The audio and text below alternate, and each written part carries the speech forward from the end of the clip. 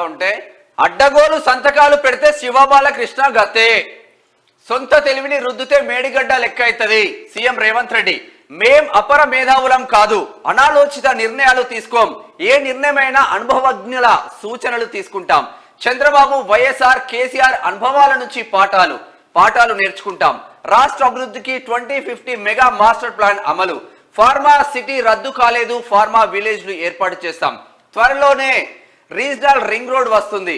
Fire department 1000 పోస్టుల భర్తీ చేస్తామని హామీ. నానక్రామ్గూడలో ఫైర్ సర్వీసెస్ హెడ్ క్వార్టర్స్ ప్రారంభోత్సవంలో నిన్న రేవంత్ రెడ్డి వచ్చినట్టుగా అడ్డగోలు నిర్ణయాలు తీసుకుంటే ఎప్పుడైతే శివబాలకృష్ణ ఉన్నాడో, హెచ్ఎండిఏ అధికారి ఉన్నాడో, అట్లనే అదే గది పడుతుంది. కాబట్టి అటువంటి నిర్ణయాలు మేము తీసుకోము. కాకపోతే ఏంటంటే నిపుణుల సలహాలు సూచనలు 100% తీసుకుంటాం. అంటే కొంతమంది నిపుణుల అవసరం లేకుండా కొంతమందికి గతంలో ఉన్నటువంటి ముఖ్యమంత్రికి ఆయననే ఇంజనీరు, ఆయననే డాక్టరు, కరోనా రానియా, ఎట్టి పరిస్థితుల్లో రానియా 1000 కోట్లు పెడతా అని చెప్పేసి అన్నాడు ఆయన. మరి ఆయన్నే కరోనా వచ్చి హాస్పిటల్కి పోయిండు. తర్వాత ఏది ఈ ఇంజనీరు మొత్తం కూడా నా మెదడును రక్తాన్ని ఖర్చు పెట్టి దీన్ని మొత్తం కూడా మరగబెట్టి దాన్ని పీల్చి అట్లా ఒక దగ్గర దంచి మిక్సీలు వేసి గ్రైండర్లు వేసి తిప్పి ఇదంతా వేసి మొత్తం కూడా 3 సంవత్సరాలకి అది అరగబెట్టి ఇక్కడ కాళేశ్వరం కట్టిన అన్నాడు. కాళేశ్వరం కడితే మేడిగడ్డ పరిస్థితి ఏమైందో మరి చూసారు. పరిస్థితి కూడా కాళేశ్వరమే కథం అయిపోయింది.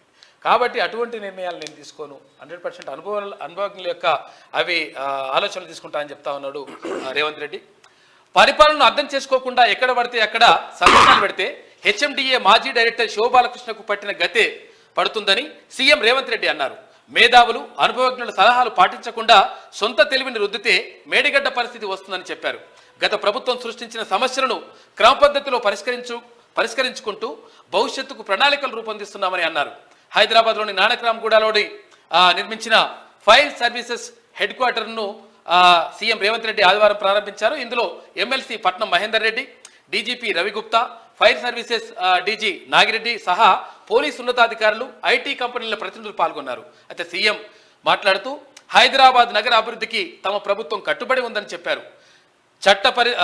పరిధికి లోబడి మాత్రమే అధికారులు పనిచేయాలని ఆయన సూచించారు. చట్టాన్ని ఉల్లంఘించి పనిచేయడం అనేది తన దగ్గర కుదరదని, గత ప్రభుత్వంలో ఎక్కడ పడితే అక్కడ సంతకాలు పెట్టిన శివబాలకృష్ణకు వచ్చిన పరిస్థితిని ఎవరు రానిచ్చుకోవద్దని చెప్పేసి ముఖ్యమంత్రి రేవంత్ రెడ్డి వాళ్ళ క్లియర్గా చెప్పేసి, కన్స్ట్రక్షన్ లో ఏమైనా చేయాలనుకుంటే ఆ రంగంలో మేధావుల సలహాలు తీసుకుంటాం. పరిపాలన విషయంలో అధికారుల సూచనలు అడుగుతాం.